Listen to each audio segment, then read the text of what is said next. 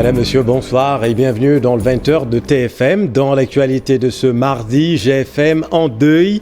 Le comédien Abdoulaye Ndiaye n'est plus, une grosse perte pour la famille GFMienne. L'humoriste avait plusieurs cordes à son arc, son portrait à suivre. Aminata Touré se dit scandalisée par les déclarations de Ousmane Sonko. Benno déclare prendre acte des décisions du Conseil constitutionnel rendues publiques ce matin. La coalition Yewwi Askan Wi devrait finalement présenter une liste pour le département de Dakar aux prochaines législatives. On vous explique tout dans cette édition. À la une également, la flambée des denrées alimentaires. Les consommateurs réclament des mesures d'urgence pour arrêter l'inflation galopante. La cherté des produits de première nécessité asphyxie les gorgorlos. Et puis en culture, 23 sites d'exposition installés à Saint-Louis dans le cadre de la Biennale. Immersion exceptionnelle au centre culturel régional de la ville tricentenaire. Voilà pour les titres, tout de suite le développement.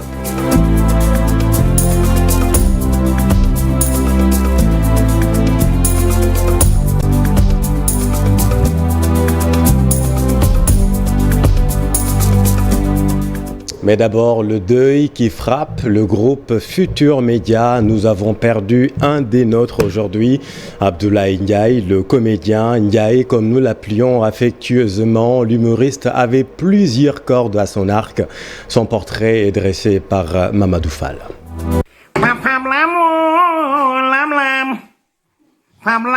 Sa vie résume la jovialité. Sourire toujours aux lèvres, il était un artiste talentueux. Ndiaye avait plusieurs casquettes. Comédien, chanteur, il excellait à merveille dans les imitations vocales. L'artiste comédien et par ailleurs animateur à la TFM n'avait pas fini de surprendre plus d'un.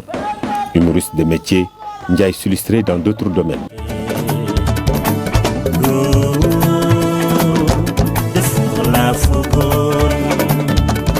La musique, sa voix de rossignol faisait même penser qu'il allait tôt ou tard devenir un chanteur incontesté.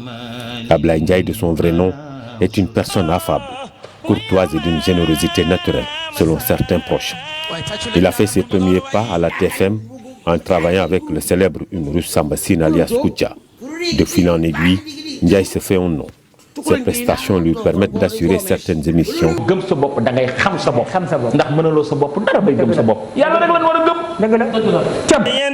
Invité souvent dans des conférences religieuses, le comédien adoptait la posture de chanteur religieux. Abdoulaye Ndiaye laisse derrière lui une femme et 2 enfants. Parti sur la pointe des pieds, sa levée du corps est prévue ce 25 mai à 10h. À la mosquée de Djamalaï, l'enterrement à Yoff. Ouais, levée du corps donc Mamadou, prévu à 10h à la mosquée de Djamalaï, suivi de l'enterrement au cimetière musulman de Yoff. Nous pensons naturellement à toute sa famille, et notamment à sa femme et ses 2 enfants. Autre actualité déprimante, c'est l'affaire du meurtre de la jeune Kiné Gaye. La police a procédé ce mardi à la reconstitution des faits après le meurtre sauvage de la jeune dame à Pékin. Le mis en cause, Khassim Ba, a été hué par la foule, tandis que la police a été ovationnée pour son professionnalisme et sa diligence dans cette affaire. Le présumé meurtrier a simulé sur place le film de son forfait devant la police et les populations stupéfaites. À la une également, le Conseil constitutionnel a débouté la direction générale des élections. La coalition Yewwi Askan Wi devrait donc présenter finalement une liste pour le département de Dakar aux prochaines législatives. En revanche, les recours déposés contre les listes nationales de Benno Bokk Yakaar ont été déclarés irrecevables. Dans le détail, voyons tout cela avec Ibrahima Kane.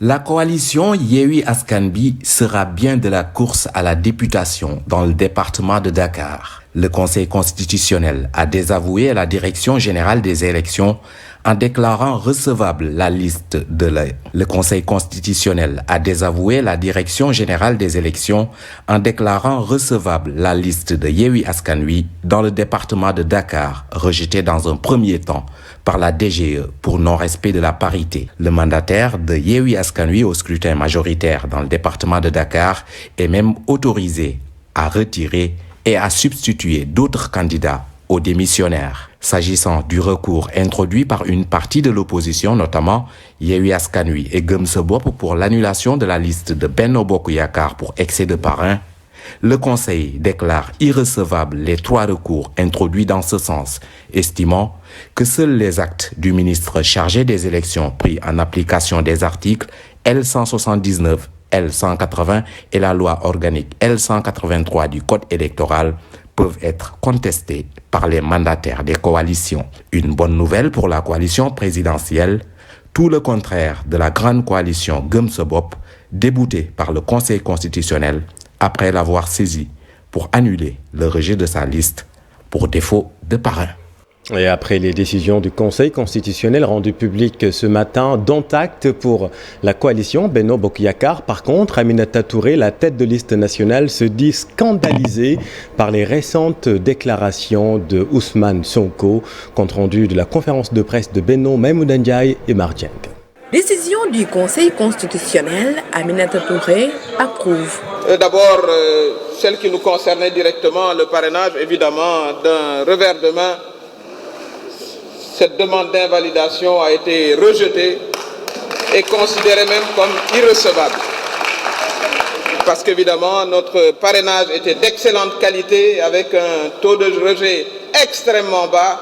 Je le rappelle, 55 328 et nous n'avons eu que 27 rejets. Donc félicitations à vous, chers camarades. Pour ce qui concerne la deuxième décision, qui concerne la liste Yewwi, nous voulons dire que nous saluons la maturité de la démocratie sénégalaise. La tête de liste nationale de Benno Bokk Yakaar n'a pas manqué de s'attaquer à Ousmane Sonko après sa dernière sortie. Pensant ou imaginant qu'une décision pouvait lui être non favorable, a appelé à toutes sortes d'attaques contre nos institutions. Nous allons marcher par-ci, nous allons marcher par-là. Ils ne marcheront d'ailleurs pour aller nulle part. Ils n'iront nulle part. Mieux, la coalition Benno Bokk Yakaar dit miser sur son plan d'action. Nous continuerons le processus, évidemment, électoral. La publication des listes se fera. Et nous allons, nous, descendre sur le terrain. Comme nous commençons à le faire, à nous organiser. Nous avons une réunion tout à l'heure de Dakar. L'ensemble de nos responsables sur l'ensemble du pays s'organisent. La campagne n'a pas commencé. Les listes ne sont pas encore publiées. Mais nous sommes vraiment d'attaque. Au terme de cette rencontre, des jeunes de l'APR se sont attaqués à une journaliste.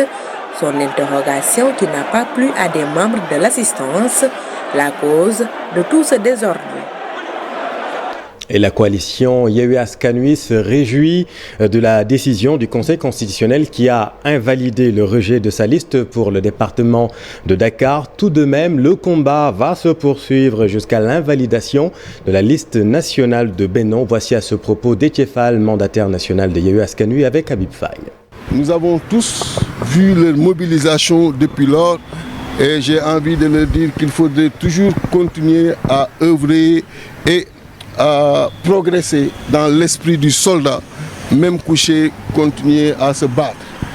Et c'est heureux de voir cette décision, mais le combat va se poursuivre parce que nous avons devant nous une liste Benno Bokk Yakaar qui en principe doit être invalidée parce que cette liste n'a pas respecté au moment du dépôt le nombre de parrains au maximum retenu par la loi. Bien évidemment, au même moment qu'on introduisait le recours concernant le département de Dakar, celui concernant le rejet de la liste de Benno Bokk Yakaar était également introduit pour ces raisons que je viens d'avancer. Mais c'était une tactique. Nous savions que les délais n'étaient pas encore... Donc, ce n'était pas pour le moment de déposer ce recours-là. Mais une fois que cette liste sera publiée, on va revenir dans les 24 heures pour déposer un recours pour le rejet de la liste de Benno Bokk Yakaar. Notre liste, on le répète encore une fois, ne souffre d'aucune irrégularité. Et d'autres hommes politiques se disent pas surpris car le Conseil a pris une décision de complaisance. La thèse d'un complot est même avancée. D'autres se déclarent se conformer à ces décisions définitivement diversement appréciées. Vous allez le voir dans ce reportage de Habib Faye et Pape Sangoune Mbaye. Cette décision est sans surprise pour Aliou Sow, membre de la coalition Wallu Askan Wi. Ici, aucune décision qui met hors course Benno et Yewwi en même temps, même si de mon point de vue, ces deux entités ne devaient pas du tout participer aux élections. Pour lui, la poire est coupée en deux au profit de Yewwi Askan Wi et de Benno Bokk Yakaar. Et on a ouvert un grand boulevard à l'incompétence, à la légèreté et à des facilités qui permettent à n'importe quel politicien, pendant des élections, mais de présenter des légèretés après pouvoir les corriger. Selon lui, le code électoral doit être clair sur les substitutions. Les 7 sages ont rejeté le recours de Yewwi Askan Wi concernant la liste de Benno Bokk Yakaar pour non-respect de la parité. Par rapport à ce surplus de parrainage, le Conseil constitutionnel, se fondant sur les dispositions de l'article LO 184 du Code électoral, a estimé qu'au moment de sa saisine, il n'y avait pas une décision de la part du ministre en charge des élections qui pouvait lui permettre de trancher. La prochaine revue du Code électoral doit nous imposer à restaurer clairement ou pas l'interdiction de remplacement et de substitution de dossiers de cette nature-là. Certains observateurs n'écartent pas la signature d'un pacte de non-agression. Est-ce que ces deux coalitions vont s'attaquer l'une et l'autre, l'une contre l'autre? Si ce n'est pas le cas, comprenez qu'il y a un deal tacite ou écrit sous forme de pacte de non-agression. Deux décisions, comme je viens de le dire, 4 et 8, qui ont fait l'objet de problématiques juridiques, de discussions juridiques, nous prenons acte, mais nous ne versons pas dans des considérations du genre il y a une compromission. Non. Yewwi Askan Wi de Dakar obtient gain de cause. Le Conseil constitutionnel a autorisé à cette coalition à procéder au remplacement sur sa liste départementale. En politique toujours, Cheikh Tidiane Ba appelle à l'unité en vue de ces législatives. Le responsable politique APR de la Médina répond aux propos de Farba Ngom sur la TFM. Le maire des Agnam avait dénoncé le manque d'engagement de certains responsables politiques, dont le patron de la CDC, Cheikh Tidiane Ba, avec Mamadou Fall. Qu'on a entendu hier, c'est des propos qui voulaient peut-être nous booster notre énergie vers un peu plus de militantisme, un peu plus de vigueur dans ce que nous faisons. Mais les populations médinoises savent, les Dakarois savent que la Médina a été héroïque durant le mois de janvier au cours des élections locales. Nous avons connu des élections très difficiles au niveau de la Médina. J'allais même dire qu'on a connu la guérilla au niveau de la Médina. Et nous avons assumé, nous étions seuls, nous avons assumé du matin au soir. Nous nous sommes battus pour donner au président la Médina. Malheureusement, ça n'a pas été ainsi. Mais je considère que nous sommes toujours dans l'engagement, dans une perspective de donner au président Macky Sall une écrasante victoire, une majorité écrasante à l'Assemblée nationale au soir du 31 juillet. Et cela, nous ne pouvons le faire que dans l'unité. C'est pourquoi j'en appelle au sens de la responsabilité des uns et des autres. Ce n'est pas le moment de sortir des divisions, des problèmes qui vont nous mener dans la division. L'autre grand titre de cette édition, c'est la flambée des denrées alimentaires. L'huile, le sucre et autres produits de première nécessité ont considérablement augmenté. Les consommateurs demandent à l'État de prendre des mesures d'urgence pour arrêter cette inflation galopante. Reportage Cheikh Diop et Pape Sangoné Mbaye. Nous sommes au marché Tilène. Le goût des légumes, la viande saignante, huile et autres produits sont exposés. Mais ici, les clients se font désirer. Tout le monde est surpris parce que c'est arrivé d'un coup. On ne comprend pas d'où vient le problème. Mais tout de même, on se bat pour essayer de maintenir la vie au niveau où elle se trouve. Mais ce n'est pas facile. Le prix du riz, de l'huile, surtout. Voilà. Tout coûte cher. Tout coûte cher. Oui, tout est cher. Tout est cher. Mais puisque on ne peut pas rester affamé, il y a des enfants à nourrir, il y a de la famille à nourrir, donc qu'est-ce qu'on peut faire? De guerre lasse, les commerçants semblent compatir aux misères de leurs clients infortunés. Le kilogramme de la viande coûte 3800 francs, mais normalement ça vaut 4000 francs. Avec la cherté de la vie, on est obligé de diminuer les prix, même si ça ne nous arrange pas. Vous imaginez, on achète les marchandises pour avoir du bénéfice. Mais ça reste un sérieux problème. Ces Sénégalais invitent le gouvernement à multiplier les efforts pour diminuer la flambée des prix des denrées alimentaires pour une vie plus normale et en toute quiétude. Et restons avec la consommation, avec la problématique de la conservation et de la commercialisation de l'oignon. Les producteurs de la zone des Niayes alertent les autorités. Plus de 100 000 tonnes pourrissent dans les champs. Nos équipes ont fait le constat dans ce reportage de Cheikh Anta Diop et Seyla Tir. Zone des Niayes Centre, de Khonkhoyoy à Nouta Gouidjama, en passant par Kayar, Diogo, Darou Khoudoss, plus de 2000 hectares sont emblavés et exploités avec une production de plus de 100 000 tonnes d'oignons. Mais ces producteurs maraîchers rencontrent d'énormes difficultés liées à la mévente d'oignons constatée sur l'ensemble du territoire national. Il y a tant de tonnes d'oignons qui poussent dans les champs. Vous-même, vous l'avez constaté, vous avez vu ça. C'est de Wota à Djambalo, Darou Khoudoss et à Fass Boy, Diogo. Là où on est aujourd'hui, c'est au niveau de Darou Khoudoss. Donc nous lançons un appel solennel au chef de l'État et au ministre de l'Agriculture de nous aider à commercialiser notre produit. Parce qu'il y a des paysans qui ont pris des crédits au niveau des banques. Aujourd'hui, ils ont problème à rembourser ces dettes. La production de cette année a doublé la production de l'année dernière. L'année dernière, c'était à 52 000 tonnes. De fortes pertes sont notées, occasionnées par le manque d'infrastructures de stockage. Surtout au niveau de Darou Khoudoss, nous avons assez de problèmes parce que nous n'avons pas de magasin. Nous n'avons pas aussi d'unité de transformation. Il faut que l'État pense à la population rurale. Les producteurs maraîchers de la zone des Niayes vivent des moments extrêmement difficiles. La commercialisation des produits horticoles est devenue un véritable casse-tête.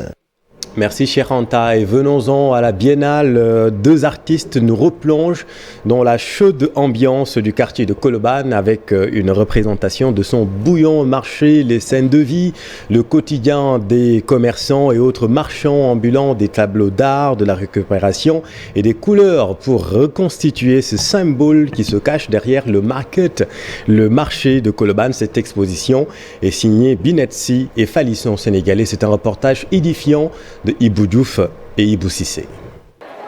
Colobane renvoie à son marché, le paradis de la faire-fouille, une démarche artistique originale pour parler de cette zone mythique à travers le chaos de Colobane. Il y a une occupation très intéressante qui se passe aussi au niveau architectural, mais il y a notamment aussi une vie sociale qu'il faut étudier. Le nombre de gens qui viennent, qui font du commerce, qui vont et viennent. Ce va-et-vient là, c'est tout le temps des questionnements que je me pose. Pourquoi j'ai invité ces artistes?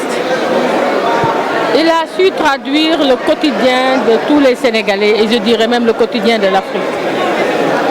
Reconstruire en miniature Colobane, ça fait de cet artiste qui est artiste peintre un travail majeur sur les métiers qui unissent l'Afrique.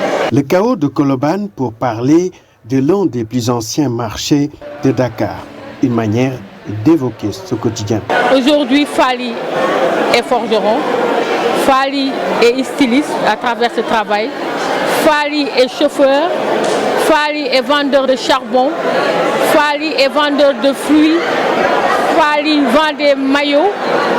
C'est extraordinaire, c'est un travail pluridisciplinaire. Et c'est le quotidien des Sénégalais. Des acteurs culturels s'engagent pour porter cette image, celle d'un marché. Et souvent, c'est les objets qui m'interpellent. Et en ce moment-là, je suis obligé de les écouter et de tenter les expériences qui s'imposent. Donc tout ce que je fais le plus souvent, c'est de la récupération aussi. Maintenant, pour essayer de faire développer un peu cette technique, j'ai fait sortir un peu les éléments de leur cadre et essayer de donner beaucoup plus de volume, et c'est ce qui a engendré aujourd'hui cette installation. Exposition, le chaos de Colobane, un marché, ses commerces et ses occupants. Le mérite de cet artiste est d'avoir réussi à représenter ce marché.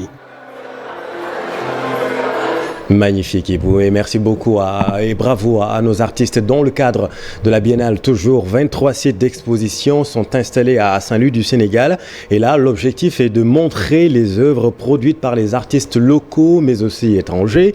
Illustration au Centre culturel régional de la ville tricentenaire, avec cette exposition photo et peinture intitulée Gendar Gentarbi, reportage exceptionnel de Ousseynou Diop et Habib Seck.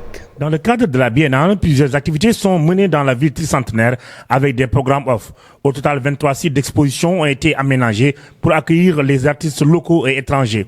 Aline Kébé, directeur artistique de l'exposition Gendar Gendarbi au centre culturel.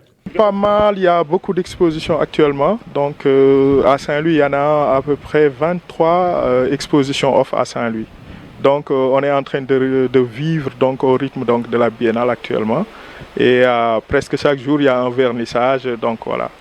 Gendar Gendarbi est une exposition du photographe Paul Jolicoeur, un artiste canadien qui a voulu, à travers ses photos, montrer l'image de ce beau quartier de la ville de Saint-Louis. Et il a fait ces photos-là sur Gendar, donc voilà. Et les images reviennent après 7 ans donc, à Saint-Louis, donc du Sénégal.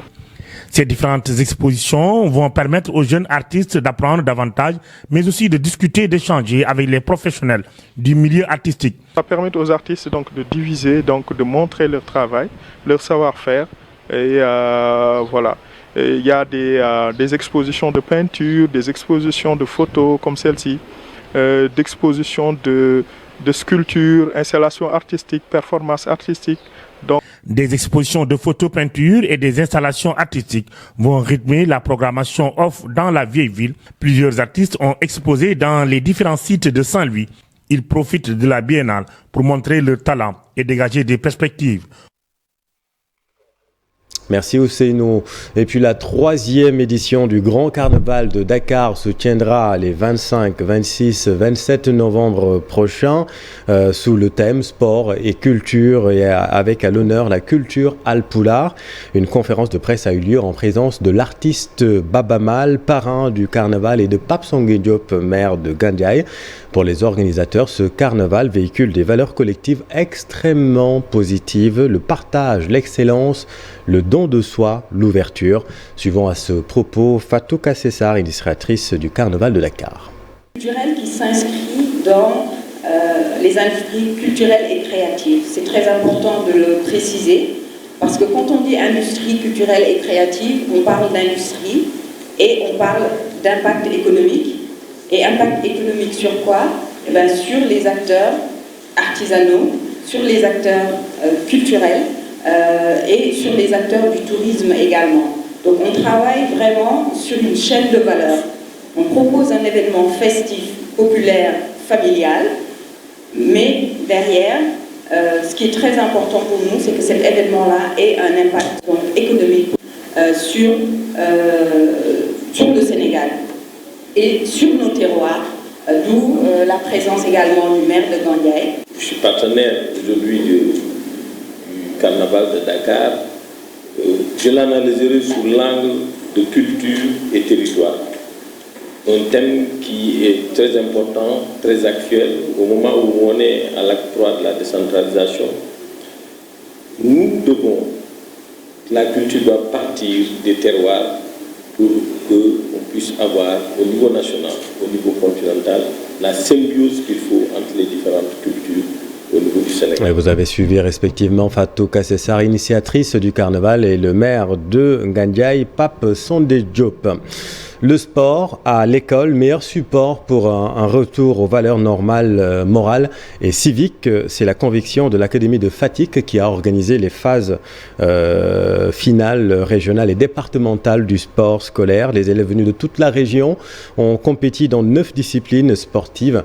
Cheikh Yaba Diop, inspecteur d'Académie de Fatick et président du comité de relance et de gestion du sport scolaire à Fatick, est interrogé par Aminata Goudiaby et Abdou Karim Bey. Le sport scolaire est c'est une priorité. Parce qu'à travers le sport scolaire, nous pouvons non seulement inculquer des valeurs civiques, morales et citoyennes, mais en même temps détecter des jeunes talents dans toutes les disciplines qui seront encadrés et certainement formés et suivis pour qu'on puisse avoir des champions. Les élèves ont pu vivre pendant 48 heures en parfaite communion, en parfaite synergie et ils ont eu à tisser entre eux des relations très solides. C'est ça qu'on veut montrer comme image. Mais l'école n'est pas le théâtre des combats épiques. L'école est pour nous un lieu d'éducation et à travers le sport, nous voulons vraiment éduquer et inculquer des valeurs civiques et morales à nos élèves. Et nous avons 9 disciplines au total, ce qui est merveilleux parce que nous avons de l'athlétisme, mais en même temps aussi le sport collectif, à savoir le football, le handball, le basket et même la lutte africaine a été organisée cette fois-ci pour l'Académie de Fatick. Nous allons vers la mise en place d'une fédération du sport scolaire. Pour cela, il faut des infrastructures adaptées, adéquates.